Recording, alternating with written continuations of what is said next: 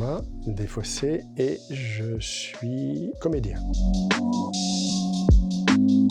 Je travaille essentiellement dans le spectacle vivant. C'est vraiment un rapport direct sur un plateau, avec des gens en chair et en os qui regardent une histoire qui leur est racontée. La plupart du temps, c'est une histoire que j'ai trouvée qui m'a plu. Et j'ai dit ok, je veux bien avec d'autres la raconter. Et l'essentiel des moments de partage, de représentation se font avec la pulse qu'ont les gens qui écoutent et puis nous qui la racontons. C'est un mouvement comme ça qui va de la salle à la scène et de la scène à la salle.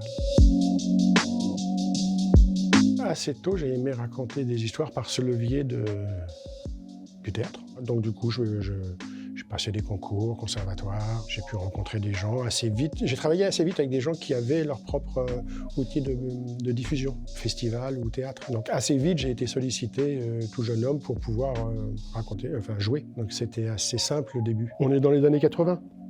Donc on est, je ne sais pas combien on est, mais on est peut-être 10 000 comédiens avec le statut de l'intermittence à l'époque. Et je réaliserai 10 ans plus tard qu'on est passé de 10 000 à 100 000. Donc après, l'économie avait un peu changé. Donc du coup, au début, c'est pas compliqué, c'est facile. Donc c'est plaisant. C'est Paris. Donc c'est beaucoup de propositions différentes. C'est des drôles de maisons, il y a la Comédie Française à un moment donné pendant 3 ans. Les centres dramatiques nationaux qui vraiment sont des bons outils. Mais c'est vrai qu'au début je suis plutôt un comédien sur Paris, donc c'est une économie particulière. On répète 2 mois et puis on joue 40-50 fois pendant 2 mois et demi. Et puis on fait ça 2 fois ou 3 fois dans l'année. Quand j'ai quitté Paris au bout de 10 ans, c'est toute autre chose. Quand on a joué une semaine, c'est le grand maximum, même dans un théâtre d'une grande ville.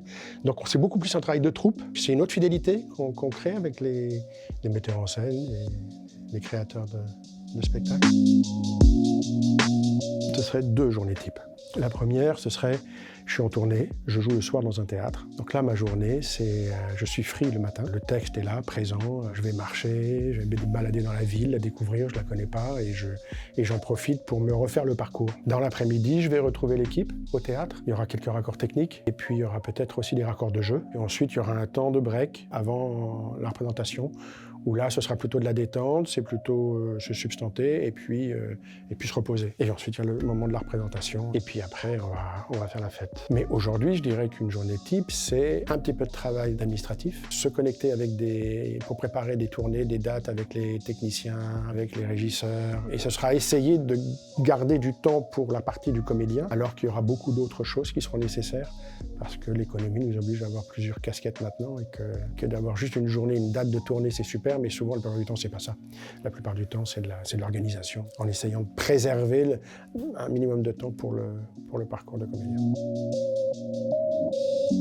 Je continue à être comédien. Je fais aussi maintenant un gros travail comme administrateur de prod avec une compagnie ici, implantée sur le territoire, qui défend des textes, enfin vraiment une compagnie dans laquelle je me retrouve vraiment en termes de projet artistique. Mais je travaille aussi avec un musicien, électroacousticien dans les environs, et puis même aussi avec d'autres compagnies sur d'autres régions en France comme administrateur de prod. Pour la compagnie qui est ici, la D8 compagnie, on a aussi un lieu qui permet d'accueillir des gens, moins intéressés du spectacle vivant initialement, mais autour de ce qu'on appelle des politiques de la ville ou autres, le fait d'avoir un espace de travail, permet de travailler avec d'autres publics, des gens qui ne viendraient peut-être pas voir des spectacles en salle, mais avec lesquels la compagnie invente des temps d'échange. Je ne sais pas si c'est des plus ou des moins, c'est de l'itinérance, c'est être sur les routes. Et c'est aussi changer souvent d'aventure et d'équipe, et donc de rechercher du travail. Il y a des moments où c'est assez fluide, puis d'autres moments où c'est plus âpre, parce que c'est pas rien de se remettre, de dire bonjour, je suis comédien et j'aimerais. Et c'est une économie qui peut faire vivre correctement. Puis parfois, il y a des moments de creux, et ces moments-là sont plus difficiles à vivre.